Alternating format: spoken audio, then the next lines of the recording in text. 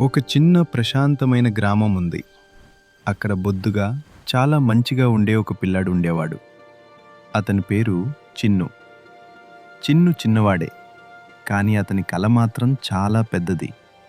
ఆకాశంలో ఎగిరే రంగురంగుల పక్షులతో మాట్లాడాలి, అవాళ్లతో స్నేహం చేయాలి.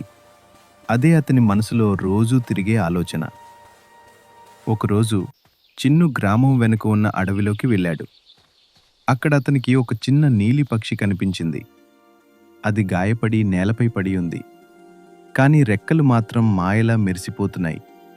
చిన్ను వెంటనే దాని దగ్గరికి వెళ్ళి, "ఏమైంది చిన్నా, భయపడకు" అని మెల్లిగా చెప్పాడు.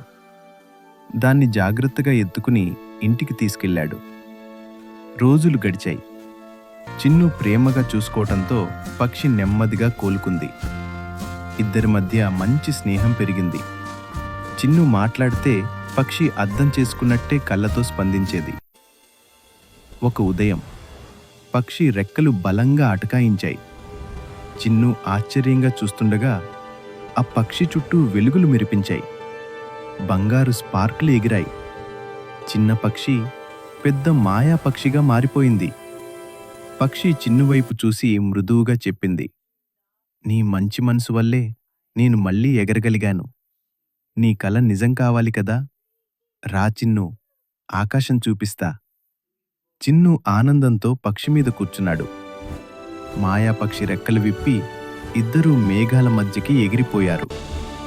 గాలి తాకుడు, సూర్యకాంతి, మేఘాల మధ్య ప్రయాణం అన్నీ ఒక కలలా అనిపించాయి. గ్రామం మొత్తం పైకి చూసి ఆశ్చర్యపోయింది. "చిన్ను ఎగురుతున్నాడు" అని పిల్లలు ఆనందంగా అరవసాగారు. ఆ రోజు నుంచి అందరూ చిన్నును ప్రేమగా ఆకాశం చిన్ను అని పిలవడం మొదలుపెట్టారు. ఈ కథ చెప్పేది ఏమిటంటే, మనసు మంచిగా ఉంటే మనకు చేసిన మంచి ఎప్పుడో ఒకరోజు మాయలా తిరిగి వస్తుంది. హలో పిల్లలు, కథ నచ్చితే ఒక లైక్, ఒక సబ్స్క్రైబ్ చేయండి. మీ సపోర్ట్ ఉంటే ఇంకా మంచి వీడియోలు చేస్తాను.